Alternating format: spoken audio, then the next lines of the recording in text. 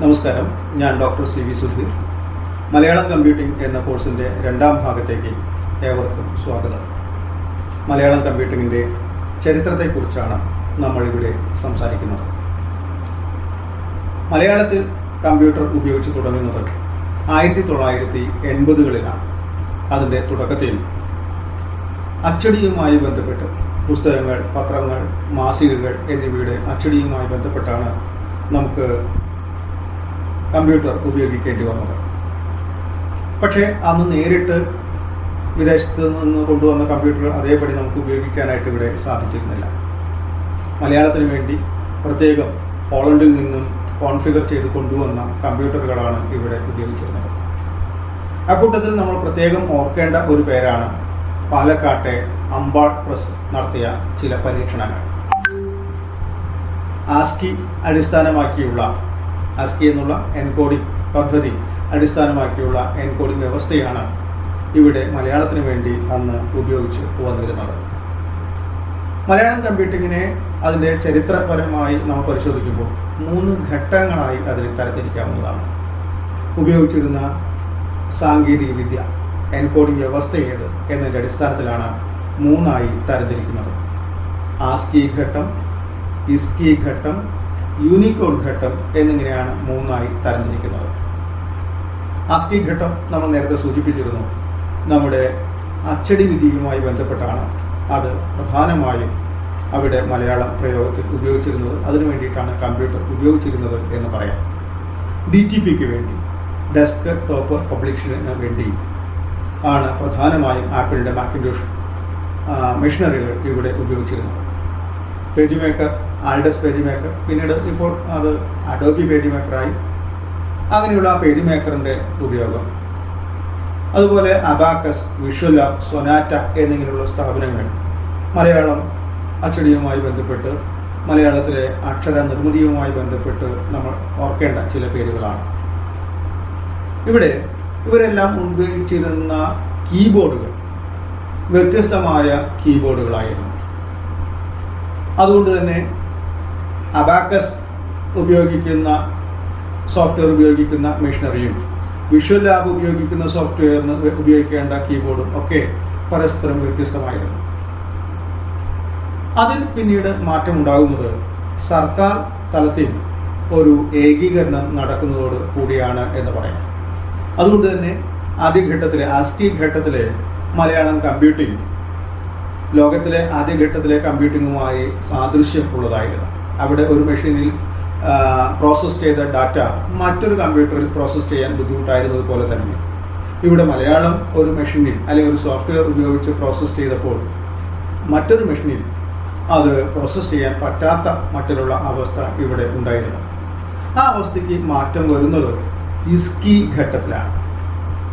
ഇസ്കി American standard കോഡിനെ അല്ലെങ്കിൽ ആസ്കിയെ അവലംബിച്ച് മലയാളത്തിൽ അല്ലെങ്കിൽ ഇന്ത്യൻ ഭാഷകൾക്ക് വേണ്ടി ഉണ്ടാക്കിയെടുത്ത ഒരു എൻകോഡിംഗ് വ്യവസ്ഥയാണ്. Indian script code for information interchange എന്ന് നമുക്കതിനെ പറയാം. അത് പൂനെയിലെ സീഡാക്കാണ് ഈ ഇസ്കി രൂപീകരിക്കുന്നത്. അതിൻ്റെ അടിസ്ഥാനത്തിൽ അവർ തന്നെ നമ്മുടെ കീബോർഡ് ലേഔട്ടും കൃത്യമായ രീതിയിൽ ഏകീകരിക്കുന്നുണ്ട്. ആ കീബോർഡ് ലേഔട്ട് തന്നെയാണ് മിക്കവാറും ഇന്ന് ഇന്ത്യയിൽ പൊതുവിൽ ഉപയോഗിക്കുന്ന ഇൻസ്ക്രിപ്റ്റ് കീബോർഡ് ലേഔട്ട് എന്ന് നമ്മൾ പറയും. അവരുടെ വളരെ പ്രധാനപ്പെട്ട ഒരു സോഫ്റ്റ്വെയറാണ് ISM എന്നുള്ളത്. ISM ഇസ്ഫോക് സ്ക്രിപ്റ്റ് മാനേജർ എന്നതിൻ്റെ ചുരുക്കെഴുത്ത് രൂപമാണ് ISM എന്നുള്ളത്. വളരെ അടുത്ത കാലം വരെ മലയാളം അച്ചടിക്ക് വേണ്ടിയും മറ്റും ഉപയോഗിച്ചിരുന്ന സോഫ്റ്റ്വെയർ എന്ന നിലയിൽ ISM വളരെ പരക്കെ പ്രചാരം നേടിയ ഒന്നാണ്. അവിടെ പറഞ്ഞ ഇസ്ഫോക് അല്ലെങ്കിൽ ഇന്ത്യൻ സ്ക്രിപ്റ്റ് ഫോണ്ട് കോഡ് ഇന്ത്യയിലെ 10-16ഓളം ഭാഷകൾക്ക് വേണ്ടി ഉണ്ടാക്കിയെടുത്ത ഒരു ഫോണ്ടുകളുടെ ശൃംഖലയാണ് എന്ന് പറയാം. മലയാളത്തിൽ അതിനെ അവലംബിച്ചുകൊണ്ട് ധാരാളം ഫോണ്ടുകൾ നമുക്ക് കാണാനായിട്ട് സാധിക്കുന്നുണ്ട്. അതിൻ്റെ ഭാഗമായിട്ട് ML സീരീസിൽപ്പെട്ട, MLB സീരീസിൽപ്പെട്ട, MLW സീരീസിൽപ്പെട്ട ഫോണ്ടുകൾ കാണാനായിട്ട് സാധിക്കും. ട്രൂ ടൈപ്പ് ഫോണ്ടുകളും പോസ്റ്റ് സ്ക്രിപ്റ്റ് ഫോണ്ടുകളും അതുപോലെ ബൈലിംഗൽ ഫോണ്ടുകൾ, മലയാളം, ഇംഗ്ലീഷ്, അങ്ങനെ പല ഭാഷകൾ ഒരേ സമയം ഒരേ ടെക്സ്റ്റിൽ ഉപയോഗിക്കേണ്ടി വരുമ്പോൾ ഉപയോഗിക്കുന്നതിന് വേണ്ടിയുള്ള ഫോണ്ടാണ് MLB ഫോണ്ടുകൾ. അവിടെ ML എന്നുള്ളത് മലയാളം എന്നതിന് വേണ്ടി, തമിഴിനാണെങ്കിൽ TN എന്നാണ്, കന്നഡയാണെങ്കിൽ KN എന്ന മട്ടിൽ. അതുപോലെ വെബിൽ ഉപയോഗിക്കാനായിട്ട് MLW സീരീസിൽപ്പെട്ട ഫോണ്ടുകൾ, ഇങ്ങനെ ധാരാളം ഫോണ്ടുകളും അവ ഉപയോഗിക്കാനുള്ള കുഞ്ഞൻ സോഫ്റ്റ്വെയറുകളും ഒക്കെ ആ ഘട്ടത്തിൽ CDAC ഉണ്ടാക്കി വരുന്നുണ്ട്. അതുപോലെ തന്നെ അവിടെ ഉപയോഗിക്കാനുള്ള നമ്മുടെ മലയാളത്തെ കുറെ കൂടി പ്രൊമോട്ട് ചെയ്യുക എന്ന ലക്ഷ്യവുമായി ബന്ധപ്പെട്ട് തിരുവനന്തപുരത്ത് CDIT എന്നുള്ള സ്ഥാപനം ഉണ്ടായി വരുന്നുണ്ട്. ഈ CDAC-ഉം അതുപോലെ തന്നെ CDIT-ഉം മലയാളം കമ്പ്യൂട്ടിങ്ങിൽ വളരെ വലിയ സംഭാവനകൾ നൽകിയ സ്ഥാപനങ്ങളായിട്ട് നമുക്ക് പറയേണ്ടി വരുന്നു. ഇന്ത്യൻ സാഹചര്യത്തിൽ CDAC-ആണ് അത്തരത്തിൽ വലിയ ഒരു പങ്ക് വഹിക്കുന്നത്. ഇന്ത്യൻ ഭാഷകളുടെ അക്ഷരമാലയിലുള്ള സാദൃശ്യം, അതുകൊണ്ട് തന്നെ മിക്കവാറും ഇന്ത്യൻ ഭാഷകൾക്ക് എല്ലാവർക്കും ഒരേപോലെ ഉപയോഗിക്കാവുന്ന കീബോർഡുകൾ വളരെ എളുപ്പത്തിൽ ഉണ്ടാക്കുവാനായിട്ട് അവർക്ക് സാധിച്ചു. അതിന് മാതൃകയായത് ഈ ASCII ആണ് എന്ന് പറയാം. ഇവിടെ ഉണ്ടായിരുന്ന ഒരു പരിമിതി എന്നുള്ളത് അത് 8 ബിറ്റിൻ്റെ എൻകോഡിംഗ് വ്യവസ്ഥയാണ് ഉപയോഗിച്ചത് എന്നുള്ളതുകൊണ്ട് തന്നെ 256 ചിഹ്നങ്ങളെ മാത്രമേ എൻകോഡ് ചെയ്യാനായിട്ട് സാധിച്ചുള്ളൂ. നമ്മൾ നേരത്തെ സൂചിപ്പിച്ചിരുന്നു മലയാളത്തിൽ അതിൻ്റെ തനത് രീതിയിൽ 1000-ഓളം ചിഹ്നങ്ങൾ ആവശ്യമാണ് എന്ന്. പക്ഷേ പിന്നീട് നടന്ന ലിപി പരിഷ്കരണത്തിലൂടെ നമുക്ക് അക്ഷരങ്ങളുടെ എണ്ണം വളരെ കണ്ട് ചുരുക്കാനായിട്ട് സാധിച്ചു. അങ്ങനെ വന്നപ്പോൾ ഈ ISCIയിലൂടെ ഉണ്ടാക്കിയെടുത്ത എൻകോഡിംഗ് വ്യവസ്ഥ ഉപയോഗിച്ചുകൊണ്ട്, ISM ഉപയോഗിച്ചുകൊണ്ട്, പുതിയ ലിപി ഉപയോഗിച്ചുകൊണ്ട് മലയാളം അച്ചടിക്കാനായിട്ട് സാധിക്കുന്ന ഘട്ടം നമുക്ക് വന്നു ചേർന്നു എന്നതാണ്. എന്നാൽ പിന്നീട് വളരെ അടുത്ത കാലത്തുണ്ടായി വന്ന ഒരു എൻകോഡിംഗ് വ്യവസ്ഥ നമ്മൾ നേരത്തെ സൂചിപ്പിച്ചിരുന്നു, യൂണിക്കോഡ് ഘട്ടം എന്ന് പറഞ്ഞു. ഈ യൂണിക്കോഡ് ഘട്ടം എത്തുന്നതോടുകൂടി ലോകത്തിലെ എല്ലാ ഭാഷകൾക്കും സ്ഥിരമായ ഒരു കോഡ് പോയിന്റ് ഉണ്ടാക്കുവാനായിട്ട് സാധിച്ചു എന്നുള്ളതാണ്. അതോടുകൂടി മലയാളത്തിൽ പുതിയ ലിപി, പഴയ ലിപി എന്നുള്ള ലിപി ഭേദം അപ്രസക്തമായിട്ട് മാറുന്ന അവസ്ഥ ഉണ്ടായി എന്നതാണ്. അപ്രസക്തമായി എന്ന് സാങ്കേതികമായി പറയുമ്പോഴും അച്ചടിക്കാനായിട്ട് ഉപയോഗിക്കുന്ന ചില സോഫ്റ്റ്വെയറുകളിൽ, ഇപ്പോൾ ഉദാഹരണം നമ്മൾ നേരത്തെ സൂചിപ്പിച്ച പേജ് മേക്കർ പോലുള്ള സോഫ്റ്റ്വെയറുകളിൽ അത് യൂണിക്കോഡ് സപ്പോർട്ട് ചെയ്യുന്നില്ല എന്നുള്ളതാണ്. അത് കാലഹരണപ്പെട്ട ഒരു സോഫ്റ്റ്വെയർ ആയിട്ട് അത് മാറുന്നു. അവരുടെ തന്നെ പുതിയ സോഫ്റ്റ്വെയറുകൾ നമുക്ക് വില കൊടുത്ത് വാങ്ങാവുന്നതും അല്ലാത്തതുമായ സ്വതന്ത്രമായ ധാരാളം സോഫ്റ്റ്വെയറുകൾ ഈ തരത്തിൽ യൂണിക്കോഡ് അധിഷ്ഠിതമായി സമകാലത്ത് ഉണ്ടായി വരുന്നു. ഇവിടെ പറയേണ്ട വളരെ പ്രധാനപ്പെട്ട ഒരു സ്ഥാപനം അല്ലെങ്കിൽ ഒരു സംഘടന എന്നുള്ളത് സ്വതന്ത്ര മലയാളം കമ്പ്യൂട്ടിംഗ് എന്നുള്ളതാണ്, SMC എന്ന് പറയും. യൂണിക്കോഡ് അധിഷ്ഠിതമായി മലയാളം മുന്നേറിയതിൽ വലിയ പങ്ക് വഹിച്ച സംഘടനയാണ് സ്വതന്ത്ര മലയാളം കമ്പ്യൂട്ടിംഗ് എന്ന് നമുക്ക് കാണാൻ സാധിക്കും. ഇന്റർനെറ്റിലെ മലയാളം യൂണിക്കോഡിന്റെ കടന്നുവരവോടുകൂടി അതേവരെ പലപ്പോഴും അപ്രാപ്യം ആയിരുന്ന ഒരിടം നമുക്ക് ഇവിടെ സാധ്യമാകുന്ന അവസ്ഥയാണ് ഉണ്ടായത്. വളരെ പരിമിതമായ രീതിയിൽ സൈബർ സ്പേസിൽ മലയാളം ഉപയോഗിച്ചിരുന്നെങ്കിലും യൂണിക്കോഡിന്റെ കടന്നുവരവോടുകൂടി മലയാളത്തിന് വലിയ ഒരു ആകാശമാണ് ഇവിടെ തുറന്നു കിട്ടിയത് എന്ന് പറയാം. മലയാളം വെബ്സൈറ്റുകൾ ധാരാളമായിട്ടുണ്ടാകുന്നു. മലയാളം വെബ്സൈറ്റുകളിൽ നമ്മൾ ആദ്യം ഓർക്കേണ്ട ഒരു പേര് നമ്മുടെ ദീപികയെക്കുറിച്ചാണ്. മലയാളത്തിലെ പത്രമുത്തശ്ശി ആയിട്ടുള്ള ദീപിക തന്നെയാണ് ആദ്യമായി ഒരു വെബ്സൈറ്റ് ആരംഭിക്കുന്നത്. ഹരിതകം.com കവിതയ്ക്ക് വേണ്ടിയുള്ള ഒരു വെബ്സൈറ്റാണ് എന്ന് പറയാം. കവിതയ്ക്ക് വേണ്ടി മാത്രമായി ഉണ്ടായ വെബ്സൈറ്റുകൾ. അതുപോലെ ഓൺലൈൻ വിജ്ഞാനകോശങ്ങൾ ആഗോളതലത്തിൽ ഇഷ്ടംപോലെ വിജ്ഞാനകോശങ്ങളുണ്ട്. എൻസൈക്ലോപീഡിയ ബ്രിട്ടാനിക്ക പോലുള്ള വിജ്ഞാനകോശങ്ങൾ. പക്ഷെ അതെല്ലാം കാശ് കൊടുത്ത് വാങ്ങി ഉപയോഗിക്കേണ്ട ഒന്നാണ് എങ്കിൽ ഓൺലൈനായിട്ട് എല്ലാവർക്കും ഒരേപോലെ സ്വതന്ത്രമായി ഉപയോഗിക്കാൻ സാധിക്കുന്ന ഏറ്റവും വിപുലമായ വിജ്ഞാനകോശങ്ങൾ നമുക്ക് ഇവിടെ ഉണ്ടായി വരുന്നു. വിക്കിപീഡിയ പോലുള്ള വിജ്ഞാനകോശങ്ങളെ കുറിച്ചാണ് പറയുന്നത്. വിക്കിയുടെ ധാരാളം സംരംഭങ്ങൾ നമുക്ക് ആഗോളതലത്തിലുണ്ടാകുന്നു. അധികം വൈകാതെ തന്നെ മലയാളത്തിലും അവയ്ക്കെല്ലാം മലയാള പതിപ്പുകൾ ഇവിടെ ഉണ്ടായി വരുന്നു. 2001 ജനുവരി 15 ആഗോളതലത്തിൽ വിക്കി സംരംഭം ഉണ്ടായി വരുന്നതെങ്കിൽ 2002 ഡിസംബർ 21 മലയാളത്തിലെ വിക്കിപീഡിയ ഉണ്ടായി വരുന്നുണ്ട്. അങ്ങനെ സൈബർ സ്പേസിൽ മലയാളം അങ്ങനെ വിഹരിക്കുന്ന കാഴ്ച ഈ ഘട്ടത്തിലാണ് നമ്മൾ കാണുന്നത്. അവിടെ ഹൈപ്പർ ലിങ്കുകളുടെ ഒരു വലിയ പ്രളയം നമുക്ക് കാണാനായിട്ട് സാധിക്കുന്നു. ഹൈപ്പർ ലിങ്കുകൾ, ഹൈപ്പർ ടെക്സ്റ്റ് എന്നൊക്കെ പറയും. അതിന് മലയാളത്തിൽ തിരമൊഴി എന്ന മനോഹരമായ ഒരു മലയാള പദം ഉപയോഗിക്കുന്നുണ്ട്. കവി പി രാമചന്ദ്രനാണ് അങ്ങനെ ഉപയോഗിച്ചത്. തിരമൊഴി പല അർത്ഥസാധ്യതയുള്ള ഒരു വാക്കാണിത്. 3 അർത്ഥമെങ്കിലും അതിന് ചുരുങ്ങിയത് പറയാൻ സാധിക്കും. തിരമൊഴി, തിരയിൽ കാണുന്ന മൊഴി എന്നുള്ള അർത്ഥത്തിൽ തിരമൊഴി. അതുപോലെ തിരയാവുന്ന മൊഴി, തിരഞ്ഞെടുത്ത് കണ്ടെത്താവുന്ന, സെർച്ച് ചെയ്യാവുന്ന മൊഴി എന്നുള്ള അർത്ഥത്തിൽ തിരയാവുന്ന മൊഴി, തിരമൊഴി. 3-ാമത്തേത് തിര പോലെ അസ്ഥിരമായ മൊഴി എന്ന അർത്ഥത്തിൽ തിരമൊഴി. സൈബർ സ്പേസിൽ നമ്മളൊരു ഡാറ്റ തപ്പുമ്പോൾ, ഒരു ലേഖനം തപ്പുമ്പോൾ, ആ ലേഖനത്തിന് എന്നും എല്ലാ കാലത്തും ഒരേ രൂപവും ഭാവവുമല്ല. ഓരോ തവണയും അതിൻ്റെ രൂപഭാവങ്ങൾ മാറിപ്പോകും. അങ്ങനെ തിര പോലെ അസ്ഥിരമാണ്. അങ്ങനെയുള്ള മൊഴി എന്നുള്ള അർത്ഥത്തിൽ തിരമൊഴി എന്ന വാക്ക് മലയാളത്തിലേക്ക് കടന്നു വരുന്നു. പിന്നെ ഇവിടെ പറയേണ്ടത് ബ്ലോഗുകളെ കുറിച്ചാണ്. വെബ്, ബ്ലോഗ്, ഇങ്ങനെ 2 വാക്കുകൾ ചേർന്നിട്ടാണ് ബ്ലോഗുകൾ ഉണ്ടാകുന്നത്.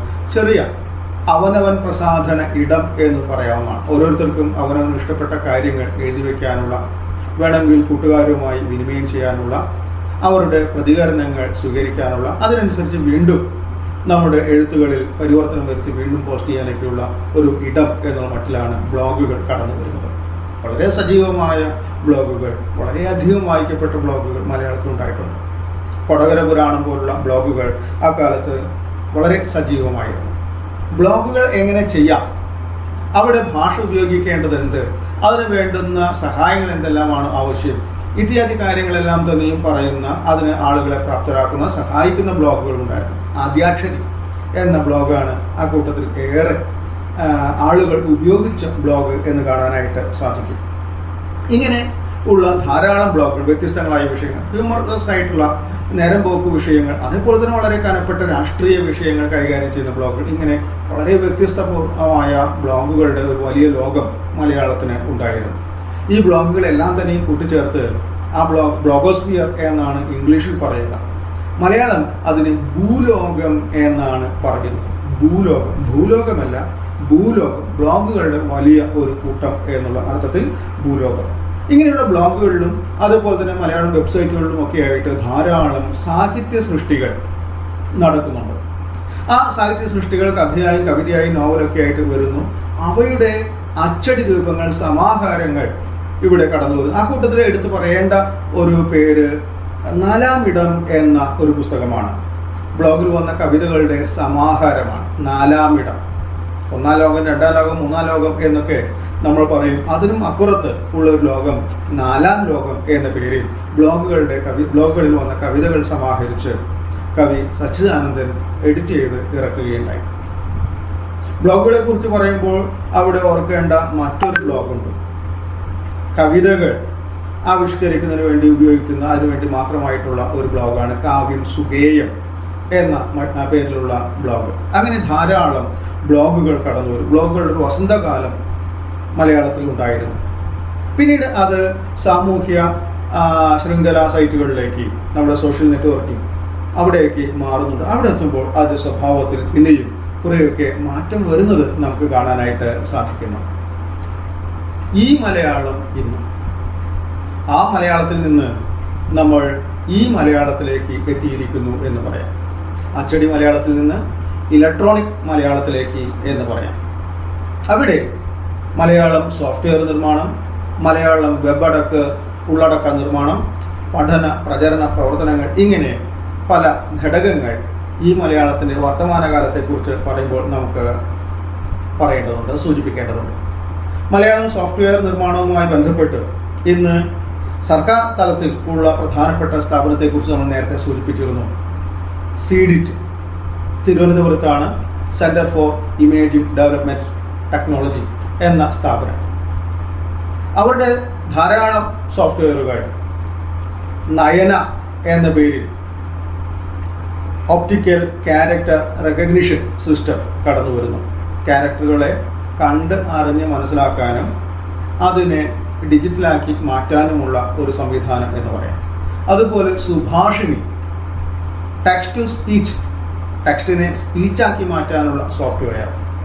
അതുപോലെ നേർപദം, ശരിയായ പദങ്ങൾ കണ്ടെത്തി അത് നമുക്ക് പറഞ്ഞു തരാനുള്ള ഒരു സോഫ്റ്റ്വെയർ. എഴുത്തച്ഛൻ മലയാളം ട്യൂട്ടറാണ്. മലയാളം പഠിപ്പിക്കാനായിട്ട് ഉപയോഗിക്കാവുന്ന ഒരു സോഫ്റ്റ്വെയർ. അതുപോലെ ധാരാളം വിക്കി സംരംഭങ്ങൾ. വിക്കി ഗ്രന്ഥശാലയെക്കുറിച്ച് നമ്മൾ സൂചിപ്പിച്ചിരുന്നു. അതുപോലെ വിക്കി ചൊല്ലുകൾ, വിക്കിപീഡിയയെക്കുറിച്ച് സൂചിപ്പിച്ചിരുന്നു. അത്തരത്തിലുള്ള ധാരാളം വിക്കി സംരംഭങ്ങൾ. ഇന്ന് ഇന്ത്യയിലെ തന്നെ വളരെ സജീവമായ വിക്കി സംരംഭങ്ങളുള്ള ഒരു ഭാഷ നമ്മുടെ മലയാളമാണ് എന്ന് പറയാം. അവിടേക്ക് വേണ്ട ഉള്ളടക്ക നിർമ്മാണം വളരെ സജീവമായി ഇവിടെ നടക്കുന്നു. ഉള്ളടക്ക നിർമ്മാണം പോലെ തന്നെ അതിനു വേണ്ട മലയാളത്തിൻ്റെ സാങ്കേതിക വികാസത്തിന് വേണ്ട പ്രവർത്തനങ്ങളിൽ നമ്മൾ നേരത്തെ സൂചിപ്പിച്ചിരുന്നു സ്വതന്ത്ര മലയാളം കമ്പ്യൂട്ടിംഗ് എന്ന സംഘടന വഹിക്കുന്ന പങ്ക്. അതേപോലെ അവിടെ സൂചിപ്പിക്കേണ്ട മറ്റൊരു പേര് നമ്മുടെ രചന അക്ഷരവേദി എന്ന സംഘടനയുടെ പേരാണ്. രചന അക്ഷരവേദി. കമ്പ്യൂട്ടറിൽ നമ്മുടെ തനത് അക്ഷരങ്ങൾ തിരിച്ചു കൊണ്ടുവരാനായിട്ട് സാധിക്കും എന്ന് നമ്മളോട് പറഞ്ഞത്, നമുക്ക് കാണിച്ചു തന്നത് രചന അക്ഷരവേദിയാണ്. അതും യൂണിക്കോഡ് ഘട്ടത്തിന് മുൻപേ അവർ കാണിച്ചു തന്നു എന്നുള്ളതാണ്. ഇന്ന് രചന അക്ഷരവേദി യൂണിക്കോഡ് ഘട്ടത്തിലേക്ക്, യൂണിക്കോഡിൻ്റെ എൻകോഡിംഗ് വ്യവസ്ഥയിലേക്ക് മാറിയിട്ടുള്ളത് നമുക്ക് കാണാനായിട്ട് സാധിക്കുന്നു. മലയാളം അച്ചടിയുമായി ബന്ധപ്പെട്ട് ധാരാളം തരത്തിലുള്ള മനോഹരങ്ങളായ ഫോണ്ടുകളുടെ നിർമ്മാണം സ്വതന്ത്ര മലയാളം കമ്പ്യൂട്ടിംഗ് ഏറ്റെടുത്ത കാഴ്ച നമുക്ക് കാണാനായിട്ട് സാധിക്കുന്നു. ഇങ്ങനെ ഭാഷയും കമ്പ്യൂട്ടറുമായി ബന്ധപ്പെട്ട ധാരാളം ഇടങ്ങൾ ഇന്ന് പഠന മേഖലയുമായിട്ടും വരുന്നുണ്ട്. കമ്പ്യൂട്ടേഷണൽ ലിംഗ്വിസ്റ്റിക്സ് എന്നാണ്, അല്ലെങ്കിൽ കമ്പ്യൂട്ടേഷണൽ ഭാഷാശാസ്ത്രം എന്നാണ് ആ പഠനശാഖയെ വിളിക്കുന്നത്. ഡേവിഡ് ക്രിസ്റ്റലിനെ പോലുള്ള ആളുകൾ കമ്പ്യൂട്ടറിൽ ഉപയോഗിക്കുന്ന ഭാഷയെക്കുറിച്ച്, നമ്മുടെ സോഷ്യൽ നെറ്റ്വർക്കിങ്ങിൽ ഉപയോഗിക്കുന്ന ഭാഷ, ആ ഭാഷയിൽ വന്നിട്ടുള്ള പലതരത്തിലുള്ള മാറ്റങ്ങൾ, അതിനെക്കുറിച്ചൊക്കെ, അതിൻ്റെ പിന്നിലെ സാമൂഹിക ബോധം, ഇതിനെക്കുറിച്ചെല്ലാം ഇന്ന് വളരെയധികം പഠനങ്ങൾ നടന്നുകൊണ്ടിരിക്കുകയാണ്. ടെക്സ്റ്റിംഗ് ദ ഗ്രേറ്റ് ഡിബേറ്റ് എന്ന ക്രിസ്റ്റലിൻ്റെ പുസ്തകം വളരെ അധികം വായിക്കപ്പെട്ട ഒരു പുസ്തകമാണ്. അങ്ങനെ നമ്മൾ ഈ വായനയിലേക്ക്, ഇലക്ട്രോണിക് വായനയിലേക്ക് എത്തിയിരിക്കുകയാണ്. ഈ വായനയിൽ നമ്മെ സഹായിക്കുന്ന പ്രധാനപ്പെട്ട ഉപകരണം ആദ്യഘട്ടത്തിൽ കിൻഡിലിൻ്റെ ബുക്ക് റീഡറുകളും മറ്റുമായിരുന്നു. ഇന്ന് നമുക്ക് അത്തരത്തിലുള്ള കിൻഡിൽ ആവശ്യമില്ല. നമ്മുടെ സാധാരണ ഫോണുകളിൽ തന്നെ പലപ്പോഴും അത്തരത്തിലുള്ള വായന നമുക്ക് സജീവമായി നടത്താനായിട്ട് സാധിക്കുന്നുണ്ട്. അങ്ങനെ ഫോണിലൂടെയും മറ്റുമുള്ള ഈ വായന വന്നതോടുകൂടി നമ്മുടെ ആ വായനയിൽ നിന്നും ഇതിന് വലിയ വ്യത്യാസം വന്നു ചേർന്നു എന്ന് പറയാം. അച്ചടി വായനയിൽ എഴുത്തുകാരൻ അല്ലെങ്കിൽ എഴുത്തുകാരി രേഖപ്പെടുത്തി വെച്ച കാര്യങ്ങൾ ആദ്യന്തം അതേ ക്രമത്തിൽ വായിച്ചു പോകുക എന്നുള്ള ഒരു അലസ പ്രവൃത്തിയാണ് നമുക്ക് വേണ്ടിയിരുന്നത് എന്ന് പറയാം. അലസ പ്രവൃത്തി എന്ന് പറയുന്നത് വായന ജാഗ്രതയോടെ നടത്തേണ്ട ഒന്നല്ല എന്ന മട്ടിലല്ല, മറിച്ച് എന്ത് വായിക്കണം, എങ്ങനെ വായിക്കണം, എത്രമാത്രം വായിക്കണം എന്ന കാര്യത്തിൽ വായനക്കാരന് ഒരു ചിന്തയും ആവശ്യമില്ല. അവിടെ അക്കാര്യങ്ങളെല്ലാം എഴുത്തുകാരി നിശ്ചയിച്ചിട്ടുണ്ട്, അതിനനുസരിച്ച് വായിച്ചാൽ മതി എന്നതാണ്. എന്നാൽ ഈ വായനയിലേക്ക് എത്തുമ്പോഴാകട്ടെ അത് അങ്ങനെയല്ല. അവിടെ എന്ത് വായിക്കണം, എപ്പോൾ വായിക്കണം, എങ്ങനെ വായിക്കണം, എത്രത്തോളം വായിക്കണം എന്നീ കാര്യങ്ങളെല്ലാം നിശ്ചയിക്കേണ്ടത് വായനക്കാരിയാണ് എന്ന് വന്നു ചേരുകയാണ്. അങ്ങനെ വരുമ്പോൾ അത് രേഖീയ വായനയല്ല, അരേഖീയ വായനയാണ്. ഒരു ലേഖനത്തിൽ നിന്ന് മറ്റൊരു ലേഖനത്തിലേക്ക്, അവിടെ നിന്നും മറ്റൊരു സൈറ്റിലേക്ക്, അവിടെ നിന്ന് വീണ്ടും ചിലപ്പോൾ പഴയ ലേഖനത്തിലേക്ക്, ഇങ്ങനെ ശാഖാചംക്രമണം നടത്താനുള്ള ഉത്തരവാദിത്വം, അതെങ്ങനെ വേണം എന്ന് നിശ്ചയിക്കേണ്ട ഉത്തരവാദിത്വം എല്ലാം വായനക്കാരിൽ വന്നു ചേർന്നിരിക്കുകയാണ്. അത്തരത്തിൽ ഈ വായന നമുക്ക് വളരെയധികം സൗകര്യങ്ങൾ നൽകുന്നതോടൊപ്പം തന്നെ വളരെ വലിയ ഉത്തരവാദിത്വവും നമുക്ക് നൽകുന്നുണ്ട് എന്ന് പറയാം. ഇന്ന് നമുക്ക് മലയാളത്തിൽ തന്നെ ധാരാളം ബുക്ക് റീഡറുകൾ അല്ലെങ്കിൽ ധാരാളം പുസ്തകങ്ങൾ ആ ഫോർമാറ്റിൽ PDF-ഉം EPUB എന്നൊക്കെയുള്ള പലതരം ഫോർമാറ്റുകളിൽ നമുക്ക് ഈ വായനയ്ക്കായിക്കൊണ്ട് ഇവിടെ ലഭ്യമാണ് എന്നതാണ്. ഈ വായനയേക്കാൾ ഉപരിയായിട്ട് മലയാളം ഇന്ന് എത്തി നിൽക്കുന്നത് നമ്മുടെ നവമാധ്യമങ്ങളിലാണ് എന്ന് പറയേണ്ടിയിരിക്കുന്നു. ഏറ്റവും സജീവമായി ഉപയോഗിക്കപ്പെടുന്ന ഒരിടമായി. എവിടെയാണ് മലയാളം ഏറ്റവും കൂടുതലായിട്ട് ഇന്ന് ഉപയോഗിക്കുന്നത് എന്ന് ചോദിച്ചാൽ ഒരു സംശയവും കൂടാതെ പറയാം നവമാധ്യമങ്ങളിലാണ് മലയാളം ഏറ്റവും സജീവമായി ഉപയോഗിക്കപ്പെടുന്നത്. മലയാളത്തിൻ്റെ സാധ്യതകൾ ഏറ്റവും അധികം ഉപയോഗിക്കപ്പെടുന്നത് നവമാധ്യമങ്ങളിലാണ്. ഈ നവമാധ്യമങ്ങളുമായി ബന്ധപ്പെട്ട് തന്നെയാണ് നമ്മുടെ സാഹിത്യത്തിൽ വലിയ മാറ്റങ്ങൾ ഉണ്ടായത് എന്നും പറയാം. മലയാളത്തിലെ ആദ്യത്തെ സൈബർ നോവൽ എം മുകുന്ദൻ്റെ നൃത്തം ആണ് എന്നാണ് ഇതിൽ പറയുന്നത്. നൃത്തം പോലുള്ള കൃതികളിലൂടെ, ഫ്രാൻസിസ് ഇട്ടിക്കോര പോലുള്ള കൃതികളിലൂടെയൊക്കെ നമ്മുടെ സാഹിത്യം ഈ നവമാധ്യമങ്ങളുടെ സാധ്യതകൾ ഉപയോഗിച്ച്, ആ ഇടങ്ങൾ ഉപയോഗിച്ച് പുതിയ മേഖലകളിലേക്ക് കടന്നു ചെല്ലുന്ന കാഴ്ച കാണുന്നുണ്ട്. ഒരുപക്ഷെ സവിശേഷമായ ഈ കാലഘട്ടം ആബാലവൃദ്ധം ജനങ്ങളെയും നവമാധ്യമങ്ങളിലേക്ക് എത്തിച്ചിരിക്കുന്നു എന്നും പറയാം. മറ്റ് മാധ്യമങ്ങൾക്ക് ഇല്ലാതിരുന്ന ചില സവിശേഷതകൾ, വളരെ എടുത്തു പറയേണ്ട സവിശേഷതകൾ നമുക്ക് അതിൽ കാണാൻ സാധിക്കുന്നു. ഡിജിറ്റലീകരണം, ഇടപെടൽ ശേഷി, ഇൻട്രാക്ടിവിറ്റി, നമുക്ക് അന്യോന്യം ഇടപെടാനുള്ള ശേഷി, പറയാനും കേൾക്കാനും അതിനനുസരിച്ച് മാറ്റാനും ഒക്കെയുള്ള ശേഷി. അതുപോലെ തന്നെ ബഹുമാധ്യമപരത, മൾട്ടിമീഡിയ. ഇപ്പോൾ പറയാൻ മാത്രമല്ല കേൾക്കാൻ മാത്രമല്ല കാണാനും ഒക്കെ സാധിക്കുന്ന ഒരു അവസ്ഥയിലേക്ക് നമ്മൾ മാറുന്നു. അതുപോലെ തന്നെ വളരെ വേഗതയിൽ ലോകത്തിൻ്റെ എവിടെയും നടക്കുന്ന കാര്യങ്ങൾ നമുക്ക് വിനിമയം ചെയ്യാനായിട്ട് സാധിക്കുന്നു. മീഡിയ കൺവർജൻസ്, അതുപോലെ തന്നെ ഹൈപ്പർ ടെക്സ്റ്റുവാലിറ്റി, അതിപാഠപരത. ഒരു പാഠത്തിൽ തന്നെ പല പാഠങ്ങൾ ഉൾച്ചേർത്തുകൊണ്ട് പലയിടങ്ങളിലേക്ക് നമുക്ക് വലക്കണ്ണികളാൽ അന്യോന്യം അങ്ങോട്ടും ഇങ്ങോട്ടും പോകാനും അതിലൂടെ പുതിയ പാഠങ്ങൾ നിർമ്മിക്കാനുമുള്ള ഒരു സാധ്യത. അതുപോലെ തന്നെ പ്രതീതിപരത, അതുപോലെ ഉള്ളടക്കം പരസ്പരം എല്ലാവരുമായി കൂടിച്ചേർന്ന് ഉണ്ടാക്കുവാനുള്ള ശേഷി. ഇങ്ങനെയൊക്കെയുള്ള ഈ സാധ്യതകൾ നവമാധ്യമങ്ങളെ ഏറ്റവും സജീവമായ മാധ്യമങ്ങളാക്കി മാറ്റി നിർത്തുന്നു. ഒരുപക്ഷെ നമ്മുടെ അച്ചടി മാധ്യമങ്ങളെക്കാൾ വളരെയധികം സജീവത അതിന് കൈവരുന്നു. ആശയവിനിമയ രംഗത്തും ഈ സോഷ്യൽ മീഡിയകൾ വളരെ ശക്തമായ ഇടപെടൽ ശേഷി ഉള്ള മാധ്യമങ്ങളായിട്ട് മാറുന്നു. അതിൻ്റെ ഭാഗമായിട്ട് തന്നെ സിറ്റിസൺ ജേർണലിസം വളരെ എടുത്തു പറയേണ്ട ഒന്നാണ്. ഓരോ വ്യക്തിയും ഓരോ പത്രപ്രവർത്തകനായിട്ട് മാറുന്നു. അങ്ങനെ സ്വന്തം നാട്ടിലും വീട്ടിലും ഒക്കെയുള്ള കാര്യങ്ങൾ, ലോകത്തെ അറിയിക്കാനുള്ള ഉത്തരവാദിത്വം സ്വയം ഏറ്റെടുക്കാനും അത് ഭരണകൂടത്തിൻ്റെയും പൊതുജനങ്ങളുടെയും ശ്രദ്ധയിൽ കൊണ്ടുവരുവാനും അതിനനുസരിച്ചുള്ള പരിവർത്തനങ്ങൾ ഉണ്ടാക്കുവാനും ഉള്ള ശേഷി ഈ നവമാധ്യമങ്ങളിലൂടെ വന്നു ചേരുന്നു എന്ന് നമുക്ക് കാണാൻ സാധിക്കും.